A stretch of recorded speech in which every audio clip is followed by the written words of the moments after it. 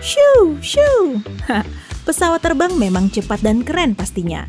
Tapi seringkali di dalam pesawat terasa terlalu panas atau dingin dan ventilasi udara di atasmu seperti hanya meniup atau membuatmu masuk angin. Hei, saya bukan tukang komplain, tapi saya biasa menutupnya dengan rapat sampai saya tahu kegunaan membukanya.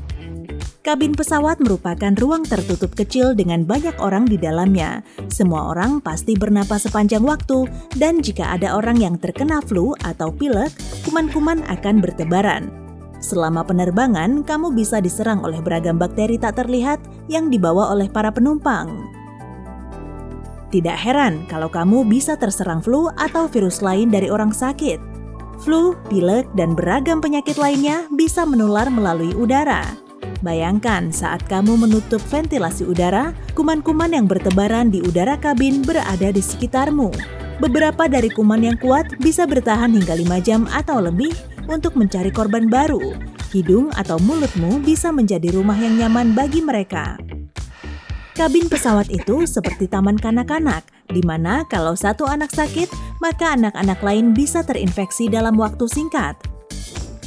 Apa yang bisa kamu lakukan untuk melindungi dirimu? Kalau bukan karena berada di lebih dari 10.500 meter dari permukaan tanah, lebih baik membiarkan udara segar masuk dari luar. Tapi itu ide yang buruk, bisa berbahaya kalau jendela pesawat dibuka. Satu-satunya cara untuk mendapat udara segar saat terbang adalah melalui ventilasi udara di atasmu. Aliran udara akan membuat kuman menjauh sehingga membuat semacam penghalang di sekitarmu. Oleh karena itu, konsentrasinya di udara yang kamu hirup akan mengecil. Kurangi tiupan anginnya dan kenakan jaket atau sweater jika kamu masih merasa kedinginan. Jadi, kamu tidak berisiko terkena flu. Tapi, ada satu hal lagi yang perlu kamu tahu soal ventilasi udara. Seperti gagang pintu toilet, ventilasi udara merupakan salah satu tempat paling kotor di kabin pesawat. Ratusan orang menyentuhnya, tetapi ventilasi ini mungkin tidak pernah dibersihkan. Lalu, bagaimana kamu bisa membukanya? Jangan panik, bersiaplah sebelum penerbangan dan bawa sebotol kecil hand sanitizer. Ia akan memberantas 99% kuman di tanganmu. Gunakan setelah kamu menyentuh ventilasi dan jangan khawatir. Berikut ini beberapa saran lain tentang apa yang tidak boleh dilakukan saat terbang agar tidak terinfeksi. Jangan makan makanan yang jatuh di atas meja lipat. Mereka tidak dibersihkan setiap kali sebelum penerbangan. Kamu bisa mengelapnya dengan tisu pembersih sebelum makanan disajikan, atau membuang potongan roti yang terjatuh. Jangan diambil lagi. Penumpang tidak hanya menggunakan meja lipat untuk makanan. Bisa jadi bayi duduk di atasnya, orang meletakkan kaki di sana. Percayalah, meja itu tidak bersih. Jangan gunakan selimut. Bantal dan selimut yang diberikan pramugari pada penumpang mungkin telah dibersihkan, tapi kamu tidak akan pernah tahu seberapa bersih. Dan permukaannya yang lembut dan halus sangat disenangi kuman. Jangan menyentuh tombol bilas di toilet, atau gunakan tisu untuk menekannya. Itu adalah tempat yang paling kotor di pesawat yang dibuktikan dengan beragam studi. Jadi, jangan lakukan itu. Jangan tidur di jendela. Kamu bukan satu-satunya orang yang menempelkan pipi ke jendela. Penumpang sebelumnya yang duduk di kursimu bisa saja sedang sakit. Jika mereka bersin atau batuk ke arah jendela, jendelanya pasti penuh kuman. Sekali lagi, gunakanlah pembersih untuk membersihkan kaca dan tetaplah pada posisi yang aman. Pakailah celana jeans atau celana panjang dan jangan yang pendek. Pilih pakaian yang membuat kulitmu tidak menyentuh kursi. Sandaran kepala ditutupi dengan tisu sekali pakai, tetapi tidak dengan kursinya. Dan mereka hanya dibersihkan kalau ada yang menumpahkan minuman saat penerbangan sebelumnya. Ngomong-ngomong, tisu di sandaran kepala bukan hanya untuk kebersihan, tujuan utamanya adalah untuk persiapan menghadapi keadaan darurat. Penumpang dapat melepaskannya dari sandaran dengan cepat dan menutupi hidung dan mulut mereka. Jangan meletakkan makanan apapun yang akan kamu makan ke dalam kantong kursi di depanmu. Kejutannya, itu adalah tempat paling kotor kedua di kabin. Penumpang meletakkan segala macam benda kotor di sana, termasuk sisa makanan dan popok bekas, dan kantong ini tidak dibersihkan dengan benar. Sabuk pengaman juga benda yang sangat kotor di kabin. Tentu saja kamu tidak bisa menghindari menyentuhnya, tetapi jangan lupa membersihkan tanganmu setelah mengencangkannya dan sebelum makan. Kursi di dekat jendela lebih kotor daripada yang di koridor. Tentunya karena sulit dijangkau dan dibersihkan. Jadi jika kamu bisa memilih, kamu harus tahu duduk di mana.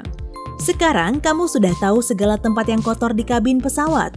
Cukup cuci dan bersihkan tanganmu dan kamu akan aman. Benda bermanfaat lain yang bisa kamu bawa adalah cairan tetes mata dan botol termos ukuran sedang. Udara di pesawat sangat kering dan ini membuat hidung dan matamu terasa kering. Ini juga alasan kamu lebih mudah masuk angin saat terbang dibanding perjalanan darat. Saluran hidung yang kering lebih rentan terhadap serangan kuman. Untuk membuat penerbanganmu lebih nyaman dan aman, kamu bisa membasahi hidungmu dengan air hangat dan matamu dengan cairan tetes mata. Jika kamu memakai lensa kontak, jangan gunakan saat terbang, gunakan kacamata. Lensa kontak membuat mata terasa lebih kering, dan jika kamu tertidur saat memakainya, matamu bisa menjadi merah dan gatal saat bangun. Jangan lupa minum air putih selama penerbangan. Tenggorokanmu akan mengering seperti hidung dan matamu, dan kamu butuh setengah liter cairan pengganti. Kopi, teh pekat, dan minuman ringan yang manis membuatmu lebih banyak kehilangan air. Jadi, lebih baik menunggu sampai kamu mendarat dan minum latte di bandara. Apa kamu tahu mengapa udara begitu kering di dalam kabin? Dan dari mana asal udara sedangkan kamu begitu tinggi dari tanah? Ketinggian terbang rata-rata pesawat penumpang sekitar 9.000 dan 12.000 meter. Udara di ketinggian atmosfer ini tipis dan dingin, sekitar minus 45 derajat Celcius. Itu sebabnya pesawat modern punya sistem yang rumit untuk mengambil udara dari luar dan menyesuaikannya dengan pernapasan kita. Pada saat bersamaan, sistem ini menggunakannya untuk menjaga mesin berfungsi, karena bahan bakar di dalamnya hanya dapat dibakar dengan oksigen. Saat udara masuk ke mesin dari atmosfer, ia akan ditekan dan dipanaskan. Sebagian digunakan untuk pernapasan di dalam kabin. Hal itu dilakukan sebelum udara bercampur dengan bahan bakar, tetapi tetap melalui penyaring. Suhu udara saat keluar dari mesin sekitar 500 derajat Celcius. Terlalu panas untuk dihirup, bukan? Itulah kenapa udara ini dikirim ke penyalur panas untuk didinginkan.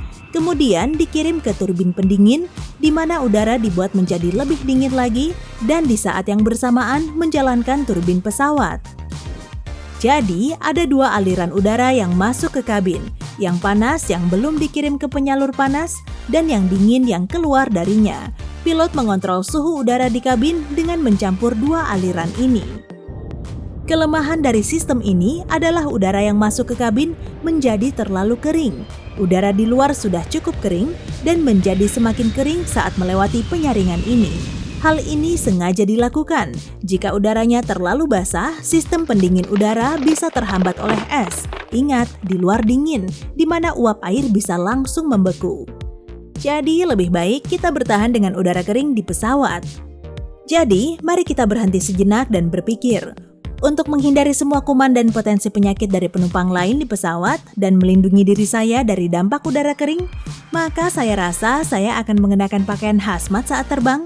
Kamu pikir mereka akan mengizinkanku masuk ke pesawat? Beritahu apa pendapatmu di kolom komentar. Hey, jika kamu belajar hal baru hari ini, klik tombol suka di video ini lalu bagikan kepada teman-temanmu.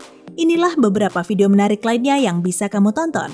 Klik saja video di salah satu sisi layar dan ingat, tetaplah di sisi terang kehidupan.